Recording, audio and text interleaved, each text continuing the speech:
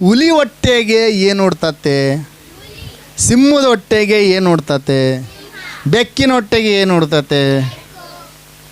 ಹುಲಿ ಹೊಟ್ಟೆಗೆ ಅಕಸ್ಮಾತ್ ಹೋಗಿ ಹುಲಿ ಏನಾರ ಮಳೆ ನೀರು ಕುಡಿದು ಬಿಡ್ತಂದರೆ ಬೆಕ್ಕು ಹುಡ್ತತ? ಮಳೆ ನೀರು ಕುಡಿದು ಬಿಡ್ತಲ್ಲ ಅದು. ಹಾಲೆಲೂಯ. ಎಲ್ಲರೂ ಜೋರಾಗಿ ಹಾಲೆಲೂಯ, ಹಾಲೆಲೂಯ. ದೇವರು ಆತ್ಮಸ್ವರೂಪನು. ಎಲ್ಲರೂ ದೇವರು ಆತ್ಮಸ್ವರೂಪನು, ದೇವರು ಆತ್ಮಸ್ವರೂಪನು. ಹಾಲೆಲೂಯ.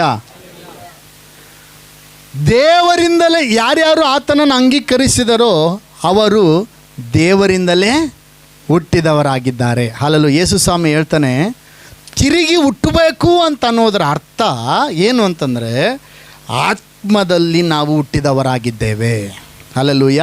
ಯೇಸು ಸ್ವಾಮಿ ನಿಕೋದೇಮನಿಗೆ ಹೇಳ್ತಾನೆ, ಹೊಸದಾಗಿ ಹುಟ್ಟದಿದ್ದರೆ ನೀನು ದೇವರ ರಾಜ್ಯವನ್ನು ಕಾಣಲಾರೆ. ಅದರ ಅರ್ಥ ಏನಂತಂದ್ರೆ ನೋಡ್ರಿ, ವಾಕ್ಯದಲ್ಲಿ ನಾವು ನೋಡ್ತೇವೆ, ರೋಮ ಪತ್ರಿಕೆಯಲ್ಲಿ 6ನೇ ಅಧ್ಯಾಯ 3ನೇ ವಚನದಿಂದ ಓದುವಾಗ, ಯಾವಾಗ ನಾವು ಯೇಸು ಸ್ವಾಮಿ ಹೆಸರಿನ ಮೇಲೆ ನಾವು ನಂಬಿಕೆ ಇಡ್ತೀವೋ, ಪಶ್ಚಾತ್ತಾಪ ಪಡ್ತೀವೋ, ಆತನ ಹೆಸರನ್ನು ನಾವು ಸ್ವೀಕಾರ ಮಾಡ್ತೀವೋ, ಆತನ ಹೆಸರಿನಲ್ಲಿ ದೀಕ್ಷಾ ಸ್ಥಾನ ತೆಗೆದುಕೊಳ್ತೀವೋ, ಆವಾಗ ಅದರ ಅರ್ಥ ಏನು?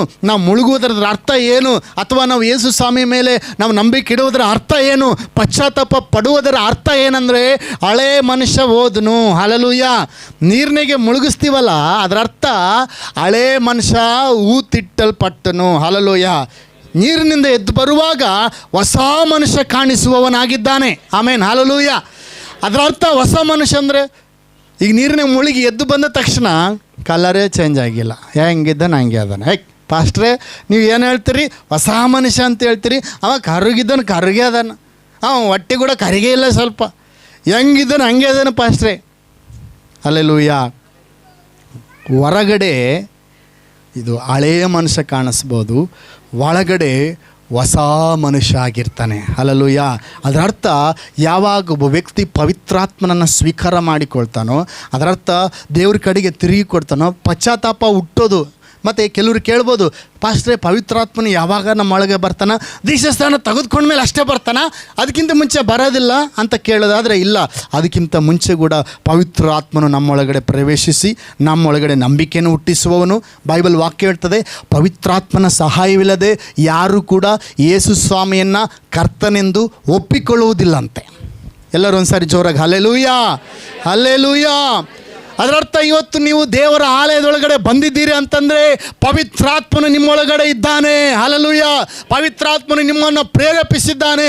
ಪವಿತ್ರಾತ್ಮನು ಇದಿಗೋ ನಿಮ್ಮನ್ನು ಆಲಯಕ್ಕೆ ನಡೆಸಿದ್ದಾನೆ. ಪವಿತ್ರಾತ್ಮನು ನಿಮ್ಮೊಳಗಡೆ ನಂಬಿಕೆಯನ್ನು ಹುಟ್ಟಿಸಿದ್ದಾನೆ. ಹಲ್ಲೆಲೂಯ. ಅದಕ್ಕೆ ಪವಿತ್ರಾತ್ಮನು ಯಾವಾಗ ಬಂದನೋ ನಮ್ಮೊಳಗಡೆ, ನಮ್ಮ ಆತ್ಮ ಪವಿತ್ರಾತ್ಮ ಒಂದಾತ್ಮವಾಗಿ ಬಿಡ್ತು. ಹಲ್ಲೆಲೂಯ. ಹೇಳ್ರಿ, ನಮ್ಮ ಆತ್ಮ ಪವಿತ್ರಾತ್ಮ ಒಂದಾತ್ಮವಾಯಿತು. Hallelujah, hallelujah.